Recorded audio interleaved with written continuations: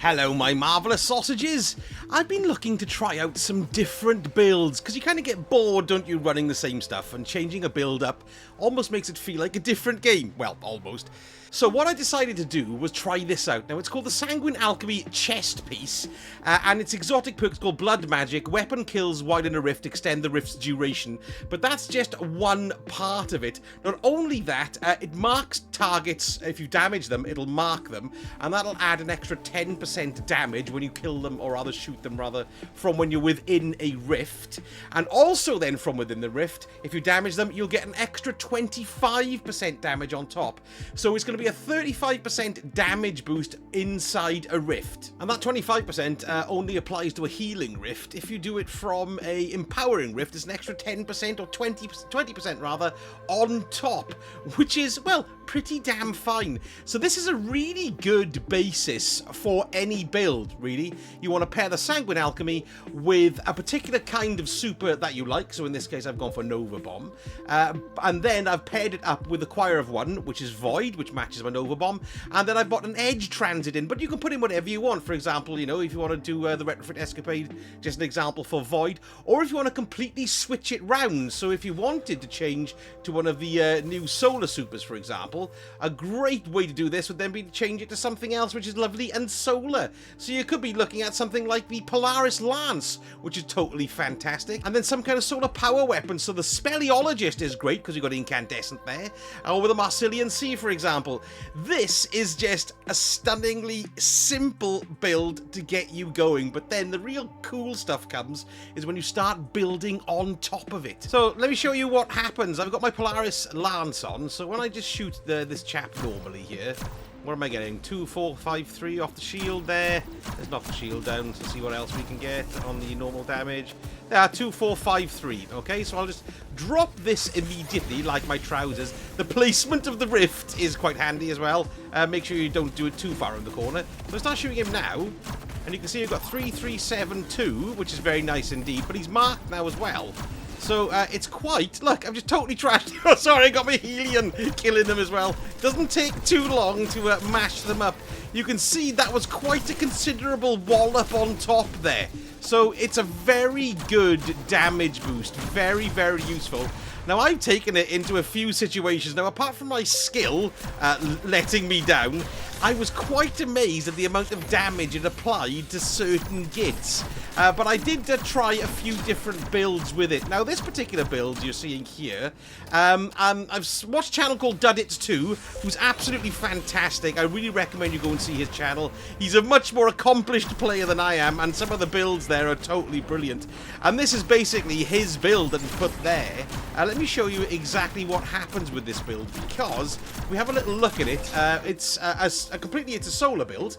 Now we've got a healing rift on, but you can change that to empowering if you want to whack it up a little bit. Then we've got Incinerator Snap, and we've gone for a healing grenade. You can change a grenade if you want to, but I found this so incredibly useful when you're in a clutch situation. That's what the kids call it, clutch, which means you're nearly going to die. Chuck the grenade on the floor. That'll save your backside. Then we've got Touch of Flame here, so your healing grenades, solar, fireball, and fusion grenades have enhanced functionality. The healing grenade improves the strength of cure and restoration, which is very useful. And then we've got Helion, which is useful as well. What we're using that for is to stick Scorched on people to ignite them. And then we've got the fragments down here. So we've got Ember of Empyrean, the solar weapon or ability final blows extend the duration of restoration and radiant. So that basically extends restoration that you get when you plop your healing grenade down. We've also got, what's this one here? We've got Scorch here, which is very useful. We want to keep on adding stacks of Scorched. And then we want a final blow. The solar super causes targets to ignite and create a fire sprite, which of course gives you ability energy. And then we've got radiant and restoration effects applied to you have increased duration. So we want to have as much survivability here as possible. But the main key we want here is the combination of your Sanguine Alchemy, a solar weapon, and a solar subclass. And that's what I've been using here. As far as the builds are concerned here for the actual mods, you can see here, look, my recovery is up 100% because I want to be slamming down as many rifts as possible possible, because they're very useful. If you can get your resilience up higher than me, I would heartily recommend it. But I've got quite a high discipline stat there as well, 92, which isn't so bad. So what I've basically done here on my helmet, well, I've put resilience mods practically all the way through it. I've gone for a harmonic siphon, which is in tune with whatever your weapon is that you're using. In this case, I'm using solar, so it'll drop orbs of power when I get solar kills with the solar weapon. I've also gone for heavy ammo finder and another harmonic siphon, because that increases the potency of the orbs dropped, so they'll get more super energy from them. For the arms, I put in a bolstering detonation, and I've also put in a grenade kickstart, which means that our grenade energy is charged by using the armor charges. I did stick in one recovery there, because I managed to artifice. What that means is, look on the Sanguine Alchemy, if you're not too sure what I mean, you can unlock an artifice slot, so you can put in an extra stat slot in there, and I've done that for recovery. And then I've also put in solar reserves there, because I've got a solar heavy, and I want to get as much solar heavy as possible. Or you can swap it out for resistances, depending on what you're doing. And then down here for my booties, I've got, booties rather, I've gone for resilience, I've gone for a harmonic scavenger, so that's going to drop more solar heavy ammo bricks, really, for whatever I'm using there. And then I've gone for innovation as well, so reduces grenade cooldown each time you pick up an orb of power. I'm going to get them dropped there too. And then I've gone for stacks on stacks as well, which means picking up an orb of power grants you one additional stack of armor charge. And then finally, on my bond down here, I've just put in bomber twice, which reduces your grenade cooldown when using your class ability, because we're going to be using our rift a hell of a lot. And then we got Reaper. Shortly after using your class ability, your next weapon, final blow, spawns an orb of power. So we're getting loads of orbs of power, which are going to feed into the grenades, and we're going to be getting quite a lot of ability energy as well to drop our rifts down to keep on getting our power going up and up and up in regard to the damage that we're dishing out. But the best thing about this basic build is its flexibility, because you can change it over to loads of different things. So what I'm going to try out here, look, I've got my Sanguine Alchemy on again. This time I'm going to put my aberrant action in. Oh, it's pretty rubbish on the, it's only 1999, but there we go. I haven't been playing much this season, but I'm just getting back into things. And then I also thought, well, why not stick on the Dragon's Breath as well? Can you imagine the extra damage that's going to get from slapping down the rift? That's totally excellent. And of course, you're going to mark the targets too. And then I'm also running, I'm going to run my call, but I don't think so. I'm going to stick on my bold endings there, so I got a bit of a stasis into the build here too. So you can see, I've just changed it all around. I've decided not to use my my Polaris Lance. I've gone in for my aberrant action, which of course is excellent. So it'll be quite interesting to see how much damage I get on Phryzia here in the Grasp of Avarice dungeon. Now I'm going to cut into the point where I actually start dishing some kick-ins for him, so hopefully my skill won't let me down, because I'm in here on my own, and if I die I gotta start again, which is a huge pain in the arse. Here we go. I think we're going to go hit into a damage phase here. So let's just slam this down here, and then let's hit him with everything we've got. Don't need to aim it really, but it's not too bad. This is getting with those super as well. I could have done something a bit better there, but I'm standing in the old rift. And considering, right, I'm on my own, this ain't too bad at all.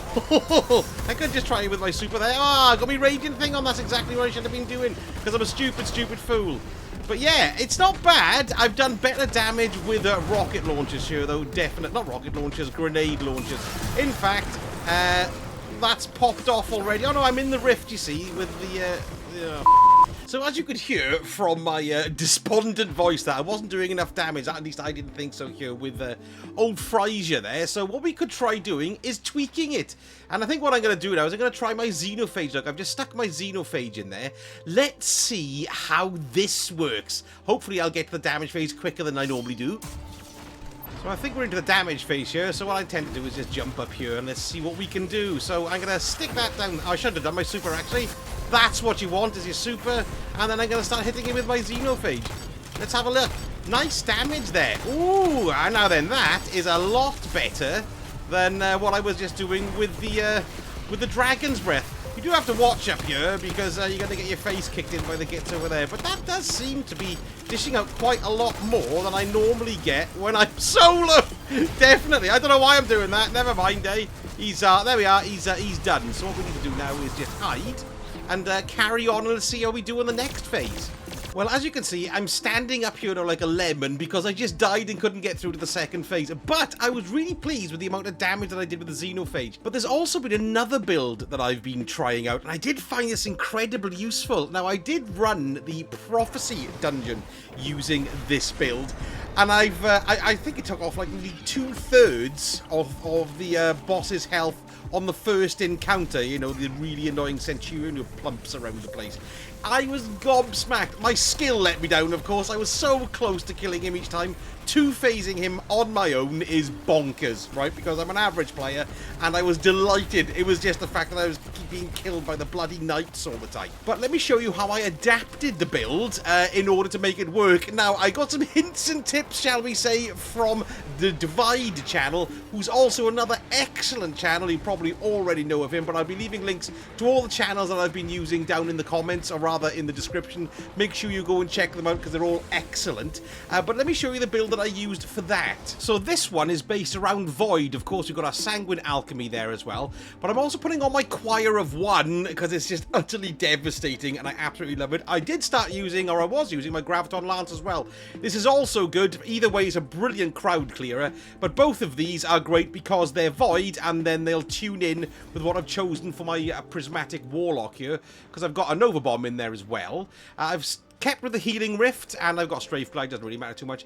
I've gone for Arcane Needle. Now, the reason why I've gone for this is it stacks 3 times, or it doesn't stack, but there's 3 of them. Do you know what I mean? There's recharge each time, and you can get 3 of them in one go, which I quite like. And what that does then, when you get damage with your doodah here, your strand melee, I've got this on here, Facet of Dawn. That'll make me radiant when I get those kills. That's very, very useful. I've gone for my Healing Grenade, just in the clutch as normal. I've gone for Helion, and I've gone for Feed the Void with Devour, because what's going to happen is when I when I pop down my Rift, it's going to give me all the boosts the Sanguine Alchemy gives me. It's going to give me my lovely little solar buddy there. And then when that solar buddy makes kills, because of Feed the Void, I'm going to get Devour, so I'm going to get health kicking in each time as well. So that's going to keep on resetting. So this is excellent for survivability. The other then ones I've had stuck in here in regard to fragments, I've got for Facet of Protection, so while surrounded, you're more resistant to incoming damage. Facet of Purpose, picking up an overpower, grants either amplified restoration, in my case it'll be overshield because I'm Void. I've got a Facet of Awakening, rapidly defeating targets with light or darkness damage or super final blows, generates an elemental pickup, very useful, plus 10 resilience on that as well, which is great. And then while you have an elemental buff, your class ability regenerates more quickly. That's Facet of Hope there on the end. So I'm going to use this build now with Phryzia. Oh, I didn't tell you my weapons, of course, because I got the Choir of One, and I'm tying it in now with my Edge Transit. I'm really touch and go with grenade launchers, but they don't dish out a lot of power. And in particular, with the artifact, if you can get this, you've got the concussive reload, which is using a grenade launcher to damage a boss, damage a champion, or break combatant shields, weakens them. I still haven't got my final point there for my other one, so the kinetic impacts would be great as well. So there we go. We're going to see how we go with this build. I'm going to just get me stuff, and then I'll see you in the damage phase. There we go, so we've had a bit of another damage phase here. I'm going to go up to here this time, because generally I'm going to get killed if I stay where I am. Oh dear, let's pop this here. Yes, let's Prismatic myself. Okay, let's hit him with my super. That's good. Let's hit him with that as well. Did I put the Rift down? I think I did. Yeah, there we go. Wallop him with that too. And then we'll just try and hit him with as much of this as I can. I'm getting quite a bit of kick-ins here from over the way there, which is quite irritating. But you can see, look, damage there is pretty goddamn good if I don't kill myself with my bloody grenade launcher, which is what normally happens. There we are, he's done. Yeah, that was pretty good too. I think I did a little bit better with the xenophage there, but if you can get the cadence right of becoming prismatic, debuffing him with the arcane needles and with the grenades, and then hitting him with everything you've got whilst having a rift down, that is totally excellent. Here we go then, let's just do it again. I didn't expect that then, I shat myself. Let's stick this down here and see how it all goes. He's going to smack my face in. I'm not even in the bloody rifts, which is very annoying. Hit him with a Nova Bomb, let's see how that does. There we are, good. Let's hit him with some of this as well. Should be debuffing him a little bit, which is quite nice. Is he punching me in the face? Yeah, that's a nice bit of damage there, isn't it? Going to take a little bit more. It's amazing I haven't killed myself yet, to be quite frank. Oh dear, there it goes. He seems to be being quite smacked in the face. There we are, that's him done. Okay, yeah, you know what? Now then I might be able to 3-phase him, which, right, when I try and do this solo, it's ridiculous. It just takes so long. So I'm hopefully now going to 3-phase this git. Oh, it's going to kill me here now. This might be it here now. Let's see if I don't get murdered by these arse pipes straight away. There we go. So he's there. Let's do this. Let's kill these idiots here. Yes, let's hit him with that. I did it all wrong. Never mind. Let's take a rift down. And now let's see if I can hit him with something which I don't kill myself first, which is what I always do. Like that, you see? Oh, I was so close to killing him then as well. It was bloody ridiculous. Skill issue, but look, I think I was going to do that in a 3-phase there. I can't, unfortunately, I'm going to be streaming very shortly, so I can't keep on running it and running it and running it. But you can see how effective these basic builds are using your Sanguine Alchemy, and then your favourite subclass and favourite weapon that ties into it. So there we go, something new for you to try out there, or at least new to me anyway. Let me know in the comments what combos you've been using, particularly pairing with what weapons and what subclass, because I'd really love to know if I can hit him a lot harder. But yeah, you can see how that really works. I love that, it's great. And don't forget folks, if you enjoyed the vid, give me a like and subscribe. That would be utterly fantastic, and I shall see you all again very soon. Sausage head. I might get your name from here.